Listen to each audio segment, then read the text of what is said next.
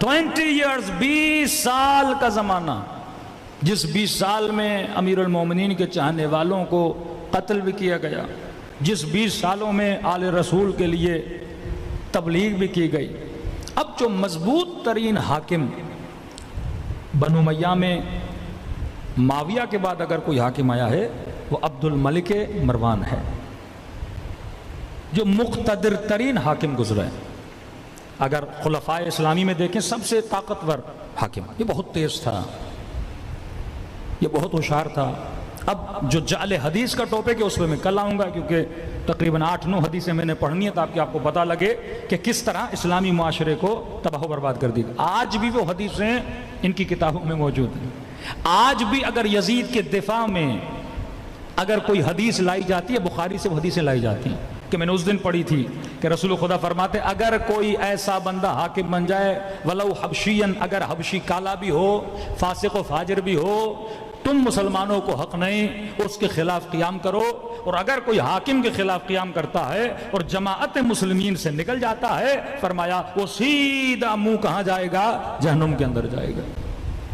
اور چالاکیاں جعل حدیث اتنی کی، اور حدیث کا راوی کس کو بنایا؟ ابو ذر غفاری۔ حدیث کا راوی کس کو بنایا؟ ابن عباس۔ یہ دونوں امیر المومنین کے نزدیک ہیں۔ اب وہ ابو ذر غفاری جو جناب عثمان کا سخت ترین مخالف تھا، جس کی وجہ سے جناب ابو ذر غفاری کو نکالا گیا اور تبعید کی گئی، اور یہ حدیث کس سے لاتے ہیں؟ ابو ذر غفاری سے، کہ کچھ مسلمان گئے ربضہ میں جناب ابو ذر غفاری سے ملنے گئے اور کہا ابو ذر غفاری ہم چاہتے ہیں کہ آپ قیام کریں، ہم آپ کے ساتھ چلیں۔ ابو ذر غفاری نے کہا نہیں، میرے رسول نے فرمایا ہے حاکم کیسا بھی ہو، کچھ بھی ہو، اس کے خلاف قیام نہیں کرنا، اور ہم جماعت مسلمین سے نکل گئے تو کہاں چلے جائیں گے؟ جہنم میں چلے جائیں گے۔ حالانکہ وہ بندہ جو خود مخالف رہ چکا ہے اور وہ کہہ رہا ہے کہ قیام نہیں کرنا۔ کبھی ابن عباس سے جوڑتے ہیں، کبھی ابو ذر غفاری سے، یعنی بھرمار ہے مسلم اور بخاری میں ایسی حدیثوں کی کہ جو صراحتاً قرآن کی آیتوں کی مخالفت میں ہیں، کہ خدا کہتا ہے یرثھا عبادی الصالحین، میں زمین کا ورثہ کن کو دیتا ہوں؟ اپنے صالح بندوں کو دیتا ہوں۔ لیکن یہ کیا کہہ رہے ہیں کہ کوئی فاسق بھی ہو، کوئی فاجر بھی ہو، کوئی شرابی بھی ہو، کوئی زانی بھی ہو، وہ بھی حاکم بن جائے۔ اور یہاں تک حدیث لائی کہ جب یہ مسلمان مر جائے گا، اللہ ایسے کہے گا، یہ کل سارے متون آپ کے سامنے پڑھوں گا، اللہ ایسے کہے گا کہ یہ بتا تم نے گناہ کیوں کیا؟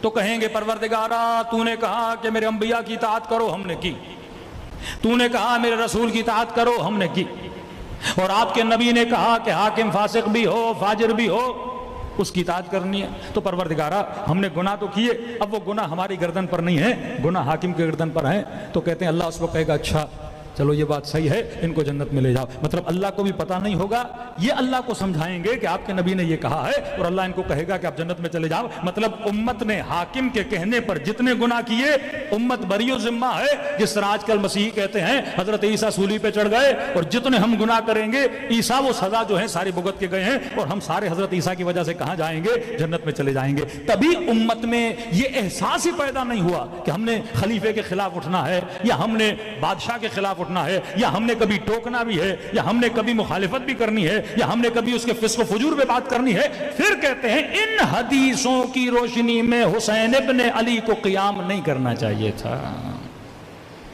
جب اصحاب رسول مدینے میں خاموش تھے، پھر ہم سوال کر سکتے ہیں نا واقع ہررا کیوں ہوا؟ مولا حسین شہید ہو گئے، پھر رسول کا صحابی شام جاتا ہے، یزید کی حرکتوں کو دیکھتا ہے، پھر شام سے واپس مدینے آتا ہے، پھر مدینے والوں کو کہتا ہے کہ جو حسین کہہ رہے تھے وہ صحیح تھا۔ پھر یہاں پہ امام زین العابدین ان کا پھر ساتھ نہیں دیتے۔ پھر جو واقع حرہ میں ہوا، کعبۃ اللہ کی توہین ہوئی، مسجد نبوی میں گھوڑے کھڑے کر دیے گئے، 3 دن مدینے کو حلال قرار دیا گیا۔ اس وقت بھی کردار امام زین العابدین کہ آل مروان کو اس وقت اگر پناہ لینی پڑی تو امام زین العابدین کے گھر میں لینی پڑی۔ صلوات پڑھے محمد و آل محمد پر۔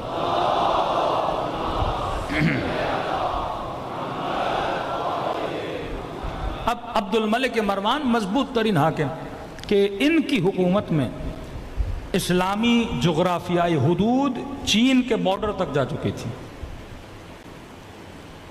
انہوں نے بہت کام کیے ان حکومتوں میں، اپنا درہم دینار کے سکے انہوں نے چھپوائے۔ یہ اصطلاح مسلم یہ عبد الملک مروان نے بنائی، یعنی پہلے مسلمان ایک دوسرے کو مسلمان نہیں کہتے تھے، کہتے تھے مومن ہے یا مہاجر ہے۔ انہوں نے یہ نام دلایا مسلمانوں کو کہ جب مخاطب ہوں تو کیا کہو، یہ مسلمین ہیں۔ دوسرا، انہوں نے عوام کے اندر جذبات دیکھے بنو امیہ کے خلاف، تو انہوں نے اپنے ہی رشتہ داروں سے اظہار برات کیا، کیونکہ یہ چچا زاد تھے امیر شام کے، ان سے اظہار برات کیا۔ پہلی حکومتوں میں جتنی حدیثیں بنی تھیں اکثر راوی شامی تھے، اور اتنی جعل حدیث کی گئی۔ انہوں نے ایک نیا کام کیا، انہوں نے کہا اب کیونکہ واقعاً شام کے لوگ ہماری باتوں پر اب دھیان نہیں دے رہے، کیونکہ شامی مسلمان نہیں تھے، ان کو مسلمان بنایا، عدالت کا نعرہ لگا کہ وہ قتل کر رہے ہیں، اسلام میں قتل نہیں ہے، اسلام میں عدالت ہے، اسلام میں حکمت ہے۔ انہوں نے دیکھا بھائی آپ بھی وہی کام کر رہے ہو، کعبۃ اللہ کو کوئی گرا رہا ہے، وہی قتل وہی غارت، تو لوگوں کے اندر بھی احساس بیزاری پیدا ہوا۔